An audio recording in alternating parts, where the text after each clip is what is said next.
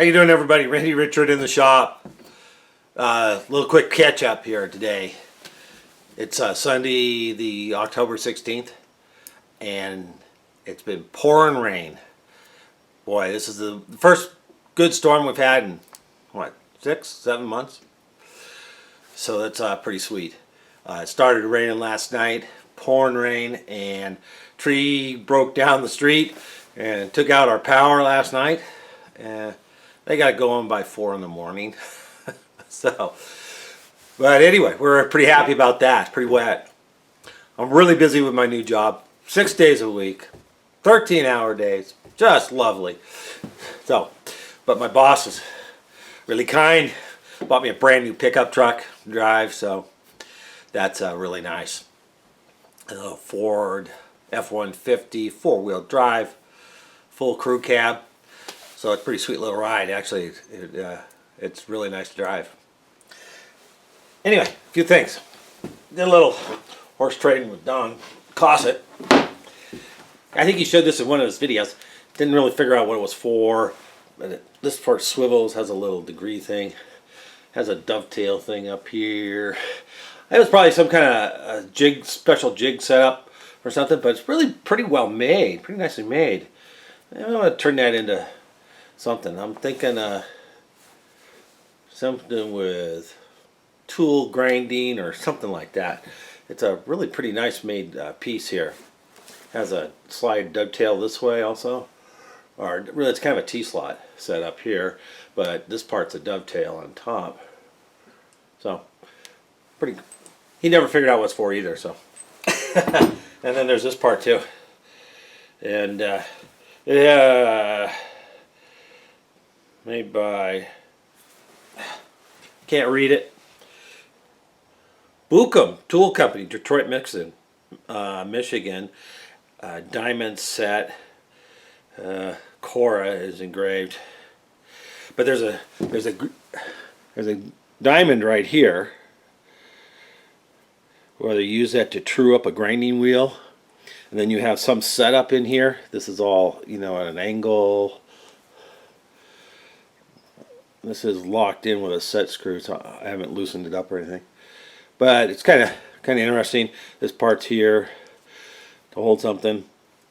Then it probably has a built-in dressing diamond, and you'd come over and you grind with that, dress it, and then you do whatever your work you were doing.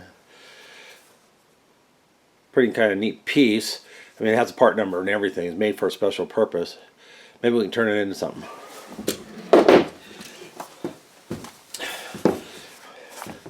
I bought this from iGaging right there.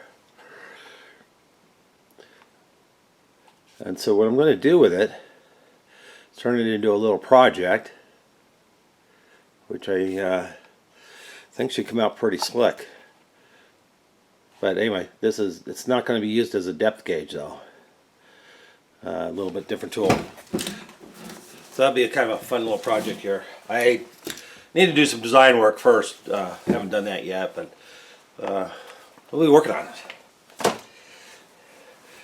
Got myself some new shirts came this week. Alright. Old man shop, Chris. There's back. There we go. Nice shirt, Chris. I haven't had a chance to even wear it yet. But we'll get that in a video too. And Mr. Fenner. I call him Mr. Fenner because I have a lot of respect for old Keith there. Let me tell you. Good guy. Not that I don't have respect for everyone else, but anyway, Keith's the only one I know doing YouTube videos that does the same, did or does some of the same kind of work I used to do. So get her done. That's what it's all about. Get her done. Yeah, there he is. Okay, walk the talk. So help support those guys and stuff. So that's it. That's it. Haven't looked at the surface grinder or much of anything. I think I'm gonna end up having to look at those spindle bearings. Thing is pretty loud, like everybody commented. Thanks for everybody watching the surface grinder repair there.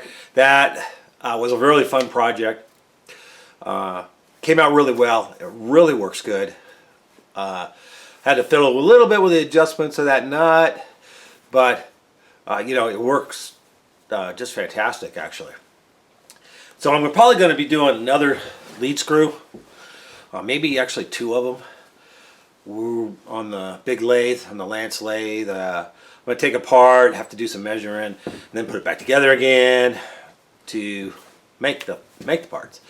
I know the compound could use a new one, and the cross slide. So I'm going to look at that and maybe just make my own for those also. Other than that, I'm going to sign off. I can't think of much else of anything right now. I don't know if I showed you this though. Picked up the nice new height gauge. Well, not new, it's new to me. Mid-toil one off of eBay. Works, it's used, but man, it's in great shape. Works great. It's just missing the anvil part, so we're gonna make a new one of those, and we'll harden it and we'll grind it on the surface grinder.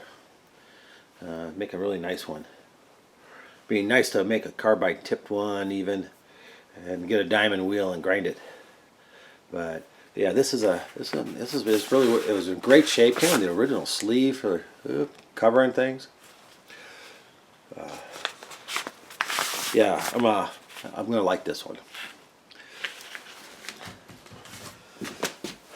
Okay, so thanks a lot for watching, you guys.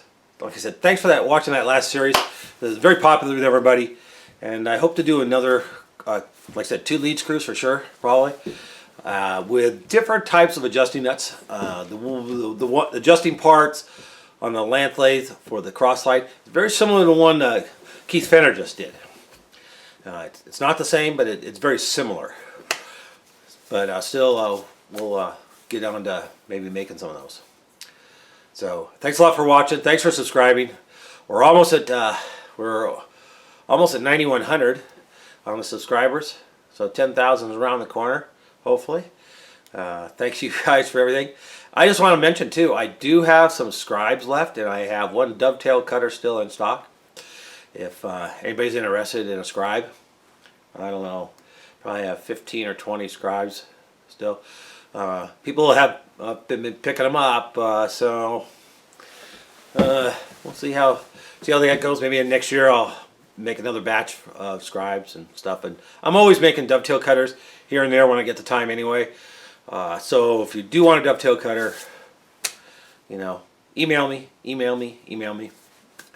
Other than that, thank you guys for all your support, and thanks for subscribing, and thanks for watching. We'll have a new project video coming soon. Thank you. You guys might have remembered this here. I received from Rick Gerhardt. It's brown and sharp, straight edge for bevel protractor, a 493, 49, 495, or a 496 bevel protractor. Well, I didn't have a protractor, so I went on eBay and did some shopping. And I found there was actually several of these 496s. Now this is looks like to be the original box even, and it's a 496 in primo condition.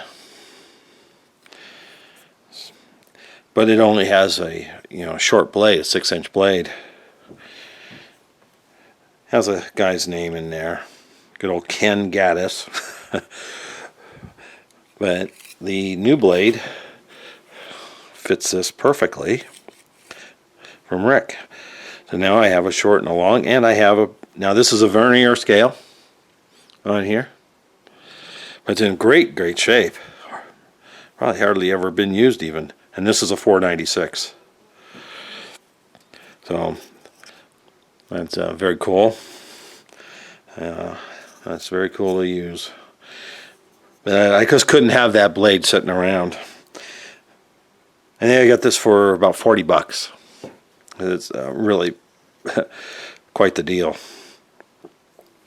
So thanks again, Rick, for sending that blade along, and now I have a bevel protractor to go with it, which is pretty nice.